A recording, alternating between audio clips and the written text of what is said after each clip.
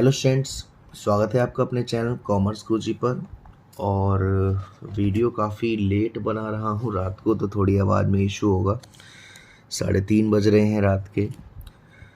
और आज हम स्टार्ट करने वाले हैं आपका इंडियन इकोनॉमिक डेवलपमेंट का chapter 3 agriculture industry and trade 1950 to 1990। तो इसको स्टार्ट करने से पहले मैं आपको बता दूं कि मैं लाइव क्लासेस लेके आ रहा हूँ 5 अगस्त से। अभी हम सिर्फ स्टार्ट कर रहे हैं अकाउंटेंसी की, जिसकी वन टाइम फीस रखी है मैंने 1100 रुपये, जिसमें आपका पूरा course, study material, notes, important question, sample paper solutions, बहुत सारी चीज़ें मिलेंगी। तो जो बच्चे उसमें ज्वाइन करना चाहते हो ज्वाइन कर सकते हैं, क्योंकि कुछ ही स्लॉट्स रखे हैं मैंने, वन टाइम फीस है। चलिए, डिस्क्रिप्शन में आपको इंस्टाग्राम वगैरह का लिंक मिल जाएगा, फेसबुक वगैरह का लिंक मिल जाएगा, वहाँ जाके मुझे फॉलो कर सकते हैं, सपोर्ट कर सकते हैं। चलिए स्टार्ट करते हैं chapter 3 agriculture industry and trade. पहले 2 चैप्टर में हमने देखा कि पहले चैप्टर में हमने सीखा कि हमारा जो ब्रिटिश सरकार ने एक्सप्लॉयटेशंस किया था, हमारे सेक्टर्स को बर्बाद कर दिया था।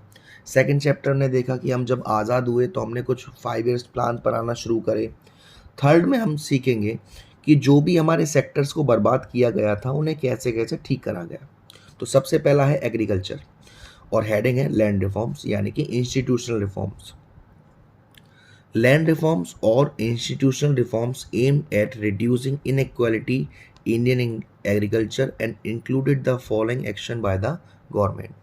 लैंड रिफॉर्म्स का मतलब ये था कि जो इनइक्वालिटी थी किसके प्रति, जो खेतों में काम करते थे, जो कल्टीवेटर्स होते थे, उनको ठीक किया जाए। कैसे? सबसे पहला, abolition of intermediaries between the state and the actual tiller of the soil. जो गवर्नमेंट थी और जो टिलर ऑफ द सॉइल, जो खेत पर काम करते थे, उनके बीच में जो दल्ले होते थे, जिन्हें हम जमींदार कहते थे, उन्हें हटाना। आपने पढ़ा था फर्स्ट चैप्टर में एक जमींदारी सिस्टम को पूरा हटा देना। Ownership right were given to those who actual cultivated the soil. अब जो मालिकाना हक था वो उनको दिया जा रहा था जो एक्चुअल में कल्टीवेटर्स थे वहाँ के। As a result the government intended to achieve 2 objective. इससे क्या हुआ? गवर्नमेंट ने 2 ऑब्जेक्टिव अचीव करे। जो हमारे ज़मींदार थे उनको हटा दिया गया। Give incentive to the cultivators to make improvement on land as its owner. और जो कल्टीवेटर्स होते थे, जो मेन काम करते थे खेत पर, उन्हें इंसेंटिव दिया जाता था ताकि वो अपना जो लैंड है उसको इम्प्रूव कर सके। The evolution of intermediates mean that some 200 lakh tenants got ownership right and they came into direct contact with the government for the payment of land revenue। ऐसा करने से क्या हुआ कि करीब करीब 200 लाख टीनेंट ऐसे थे जिनको ओनरशिप राइट मिला, और अब वो गवर्नमेंट के डायरेक्ट कांटेक्ट में आ गए पेमेंट के लिए। अब जो लैंड से रेवेन्यू होता था, उसका जो पेमेंट जाता था वो सीधा गवर्नमेंट के पास जाता था, और उसका मैक्सिमम बेनिफिट कल्टीवेटर्स को होता था। सेकंड है ceiling on land holdings. With a view to promoting equality and the distribution of land, ceiling were imposed on the holding. It implies fixation of the maximum size of cultivated land that an individual or a family could own.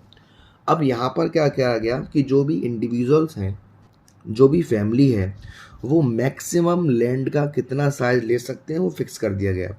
Land ceiling AIIMS and reducing the concentration of land ownership in a fewer hand. इसका motive ये था कि भाई जो खेती बाड़ी है वो सिर्फ कुछ ही हाथों में ना रहे, सभी ले सके।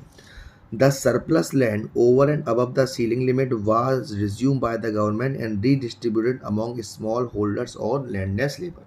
जो ज़्यादा खेत जिसको पहुंच जाता था वो गवर्नमेंट अपने पास ले लेती थी, और उनको स्मॉल होल्डर्स में या जिनके पास लैंड है ही नहीं उनको दे दिया करती थी। थर्ड है consolidation of holdings. With a view to reducing fragmentation, consolidation of holding was accorded a high priority।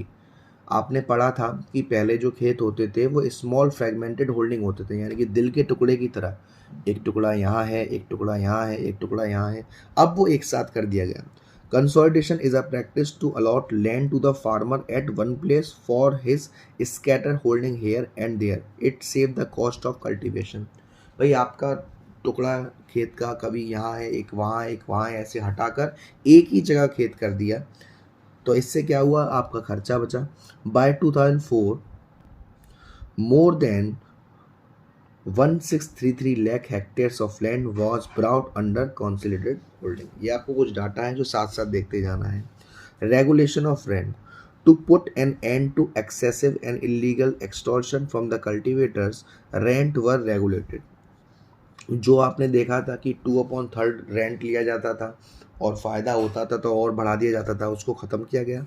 अब जो रेंट था वो 1/3 लिया जा रहा था वैल्यू ऑफ क्रॉप का, 2/3 कल्टीवेटर्स के पास रहता था। फिर है cooperative farming. Cooperative farming was promoted to enhance bargaining power of the small holders. जो कोऑपरेटिव फार्मिंग को प्रमोट किया गया ताकि जो बार्गेनिंग पावर है स्मॉल होल्डर्स की वो बढ़े, अच्छी हो। Collectively, the farmers could buy input at a lower price and sell their produce at a higher price। तो इससे क्या हुआ कि जो फार्मर्स थे वो अपना जो रॉ मटेरियल है, इनपुट्स है, वो लोअर प्राइस में खरीद पा रहे थे और उसको अच्छी प्राइस में बेच पा रहे थे। तो ये तो सारे हमारे लैंड रिफॉर्म्स हुए। Partial implementation of land reform. Despite the noble objective of land reform, these reforms were only partially implemented in the country। In reforms के होने के बावजूद भी ये रिफॉर्म्स जो हैं वो पार्शली ही कंट्री में इम्प्लीमेंटेड थे।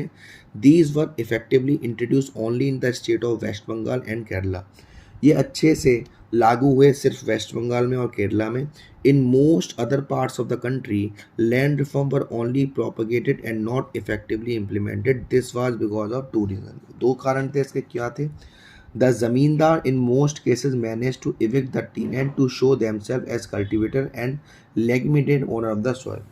मोस्टली केसेस में क्या हो रहा था कि जो ज़मींदार थे वो टीनेंट को हटा के वहाँ पर ओनर बन गए थे ताकि गवर्नमेंट और उनका बेनिफिट हो। The landlord challenge the land ceiling legislation in court which provide the landlord enough time to evade the ceiling act. They manage to register their surplus land in the name of their close relative.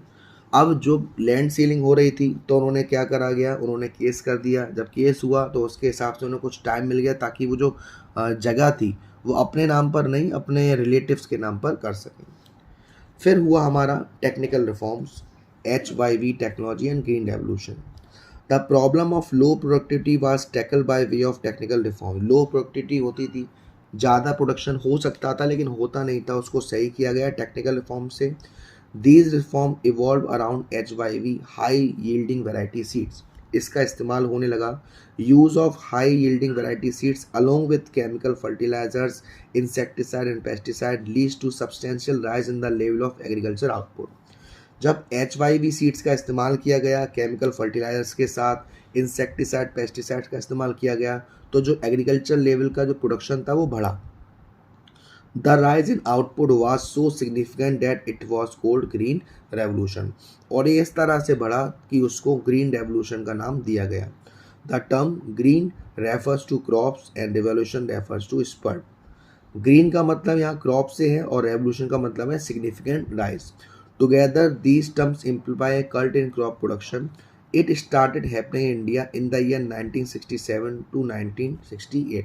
1967 से 1968 में green revolution start हो गया था। In the year 1967 to 1968 itself food grain production increase by nearly 25%। जो food grain का production था वो करीब करीब 25% से बढ़ गया था। India became self sufficient in the production of food grain and successfully broke the vicious cycle of agriculture stagnation. India अब जो भी फूड ग्रेन्स का प्रोडक्शन था उसके लिए सेल्फ सफिशिएंट हो गया था, यानी कि उसको किसी दूसरी जरूरत नहीं पड़ती थी और उन्होंने जो एग्रीकल्चर का स्टैग्नेशन था उसको ख़त्म कर दिया, ब्रोक कर दिया। तो यहाँ पर कौन कौन से एलिमेंट्स हैं HYV टेक्नोलॉजी के? सबसे पहला है use of HYV seeds. Since 1965 high yielding variety seed started replacing the conventional varieties. अब हाई यील्डिंग वैरायटी सीड्स का इस्तेमाल होना शुरू हो गया 1965 से। हाई यील्डिंग वैरायटी सीड्स जो थी उसको पॉपुलरिटी मिली थी wheat, bajra, rice, maize, jowar and cotton में। It is these seed which lead to a substantial rise in agriculture output. इन सीड्स की वजह से सब्सटेंशियल राइज देखने को मिला। Use of chemical fertiliser. जब हम HYV सीड्स का इस्तेमाल करते थे तो उससे केमिकल फर्टिलाइजर्स की ज़रूरत पड़ती थी। As the use of HYV increased, so did the use of chemical fertilizer। जैसे जैसे HYV सीड्स का इस्तेमाल बढ़ा वैसे वैसे केमिकल फर्टिलाइजर्स का भी इस्तेमाल बढ़ गया। The estimate of Fertilizer Association of India revealed that almost 272.28 lakh ton of chemical fertilizer were consumed in India during 2018-19। यानी कि एक एस्टिमेट करा जा रहा है फर्टिलाइजर एसोसिएशन के द्वारा कि करीब करीब 272.28 लाख टन केमिकल फर्टिलाइजर इस्तेमाल किया गया था 2018-19 में। Use of insecticide and pesticide for crop production, जो हमारी फसल पर कीड़े मकोड़े लग जाते थे उनके लिए इंसेक्टिसाइड और पेस्टिसाइड्स का इस्तेमाल किया गया। Along with fertilizer, the use of HYB seeds also require the use of pesticide and protect the crop against pest and disease। HYB seeds के साथ साथ जो हमारी फसलें थी उनको ठीक करने के लिए इंसेक्टिसाइड और पेस्टिसाइड का भी इस्तेमाल किया गया। 14 central plant protection centre were setup in this respect. तो हमारा जो 14 central plant protection centre setup किए गए इसके लिए। For crop protection integrated pest management program was adopted along with the adoption of HYB technology. Fourth है expansion of irrigation facility. HYB seed need to be deeply irrigated. जो HYB seeds था उसको irrigation facility अच्छी चाहिए थी, सिंचाई की facility अच्छी चाहिए थी। To cope with the need, several major and minor irrigation projects were launched across different part of the country। इसके लिए काफ़ी सारे irrigation project launch किए गए country में। It is significant that while in 1951 barely 17% of land was under permanent means of irrigation, it increased to nearly 45% during the plan period। 1951 में केवल 17% जो खेत थे वो उनको परमानेंट इरिगेशन मिल पा रही थी, लेकिन जब हम 5 ईयर्स प्लान में आए तो करीब करीब 45% जो लैंड थे उनको इरिगेशन प्लान की फैसिलिटी मिल रही थी। तो आज की इस वीडियो में इतना ही। इस वीडियो में हमने लैंड रिफॉर्म्स देखे, HYB टेक्नोलॉजी के बारे में पढ़ा। यहाँ से हम पढ़ेंगे अपने नेक्स्ट पार्ट में। वीडियो पसंद आई हो, आपको अच्छे समझ में आ रहा हो तो प्लीज़ वीडियो को लाइक करिएगा। चैनल पर पहली बार आए हो तो सब्सक्राइब करना ना भूलें, और वीडियो अच्छी लगे तो प्लीज़ शेयर भी कर दीजिएगा। Thank you so much, love you all.